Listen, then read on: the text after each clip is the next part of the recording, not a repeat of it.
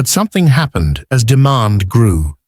The market for tulips became more than admiration. It became speculation. A group of men gathers at a table. They drink, laugh, and shout, while before them lies a contract, an agreement for the sale of a tulip bulb.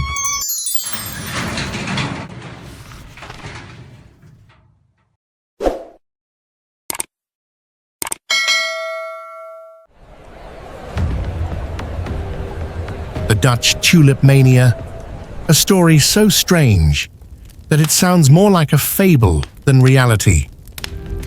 A tale of flowers worth fortunes. A tale of desire, greed, and downfall.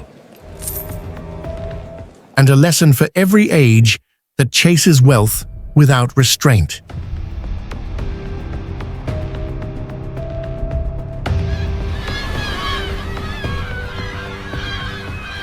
Close your eyes and picture the Dutch Republic of the early 1600s. The Netherlands had just emerged from decades of war, carving out independence from the mighty Spanish Empire. It was a small nation, low-lying against the sea, but its people were ambitious, inventive, and hungry for opportunity. Amsterdam had become the beating heart of global trade. Ships arrived daily from Asia, Africa, and the Americas, carrying spices, silks, porcelain, and exotic treasures. Wealth flowed through its canals, merchants grew rich, bankers devised new systems of finance, and artists painted masterpieces that still hang in museums today. But amid this flourishing golden age, another obsession was quietly taking root. A flower unlike any other Europe had ever seen. The tulip.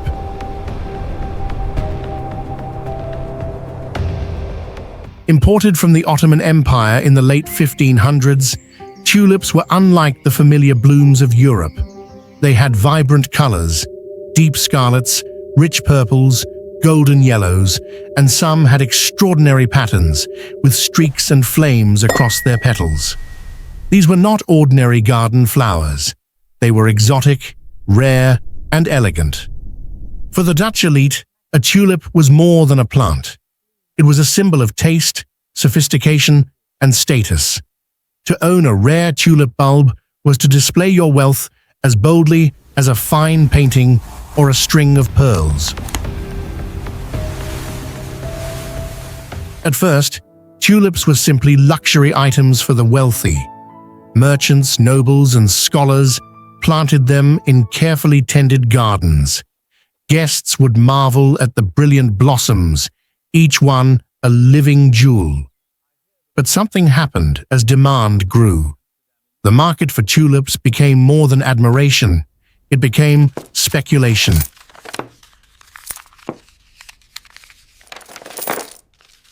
You see, tulips were not just beautiful. They were unpredictable. Many of the most prized varieties were broken tulips, flowers with streaked and variegated petals caused by a mysterious viral infection. Because no one could reliably breed them, each bulb that produced these unique patterns was precious, and so the prices began to rise. By the 1620s, tulips were being sold not only among collectors, but also in open markets. Contracts were drawn up for the sale of bulbs that were still in the ground, yet to bloom. People began trading not tulips themselves, but the rights to tulips, the promise of a flower months away. It was, in essence, a futures market. And as more people entered, speculation soared. Imagine the scene in a Dutch tavern in Haarlem or Amsterdam around 1635. A group of men gathers at a table. They drink, laugh, and shout, while before them lies a contract, an agreement for the sale of a tulip bulb. No bulb changes hands, no flower is seen. Instead, money is promised for delivery in months to come. And as each hand signs, the price climbs higher and higher and higher. Stories spread of fortunes made overnight.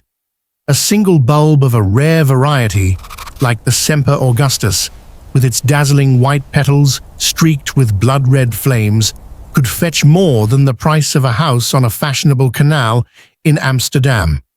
Records suggest that in some cases, a single tulip bulb sold for as much as 10 times the annual income of a skilled craftsman. Another bulb was traded for a carriage, 2 horses, and a complete set of harnesses. Farmers, artisans, sailors, and servants, ordinary people with no knowledge of flowers, began to gamble on tulips. Why not? Prices seemed only to rise. Tulip Mania reached its peak in the winter of 1636 to 1637. At the height of the craze, bulbs were traded as if they were gold. People bartered land, livestock, and family savings for a chance at profit.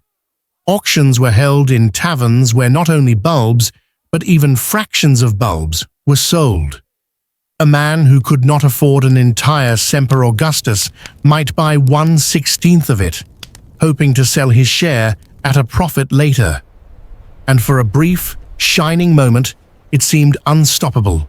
Every day brought new buyers. Every price seemed justified, and every man dreamed of wealth beyond imagination. But like all bubbles, it was fragile.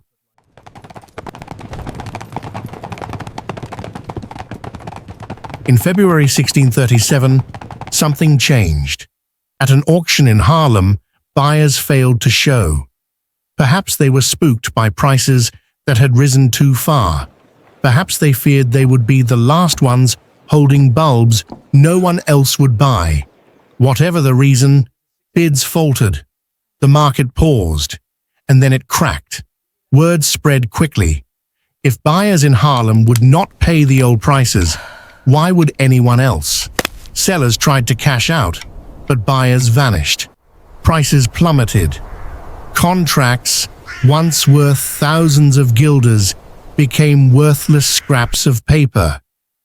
Merchants, who thought themselves wealthy, were ruined overnight. Families that had staked everything on tulips faced financial disaster. The mania collapsed as swiftly as it had risen.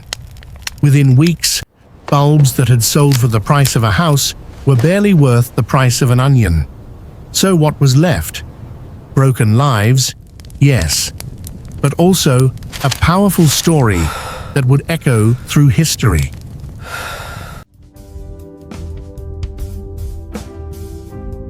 For the Dutch Republic, the damage was not total. Its economy was strong, built on trade and banking.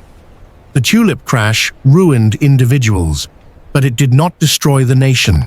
Ships still sailed, merchants still traded, art still flourished. The tulip became a cautionary tale, not a death blow. But for centuries afterward, the story of Tulip Mania was told as a warning of speculation gone mad, of wealth chased without reason, of bubbles inflated by human greed and pricked by human fear. The truth, as historians point out, is more complicated. Some accounts of Tulip Mania were exaggerated, retold by later writers who wanted to mock Dutch folly. The collapse was severe, but perhaps not as apocalyptic as legend suggests. And yet, the essence of the story endures, because Tulip Mania captures something eternal in human nature. Our desire to believe in easy riches, our tendency to follow the crowd, our blindness when prices rise beyond reason, and our shock when the dream collapses.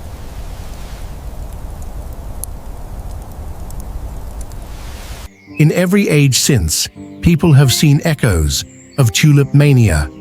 In the South Sea bubble of the 1700s, in the railroad manias of the 1800s, in the stock market crash of 1929, in the dot-com bubble of the 1990s, and in every sudden boom and bust that has shaken economies and fortunes. The tulip itself remains innocent. It still blooms in Dutch fields every spring, rows upon rows of brilliant colors stretching to the horizon. A flower that once stood for wealth, folly, and ruin, now simply a symbol of beauty. But the story of Tulip Mania remains. It is more than history. It is a parable, a reminder that wealth built only on speculation is fragile, that greed can blind even the wisest of men, and that fortunes can vanish as swiftly as they appear. So the next time the world chases a new obsession, whether it is a flower, a stock, a technology, or a coin, remember the lesson of the tulip, the Dutch Tulip Mania, a tale of power, a tale of fortune, and a lesson for all of history. You've been watching Wealth Untold, where the hidden stories of money, empires, and fortune come alive. If you enjoyed this journey into the riches and ruins of the Dutch Golden Age, don't forget to follow, share, and stay tuned.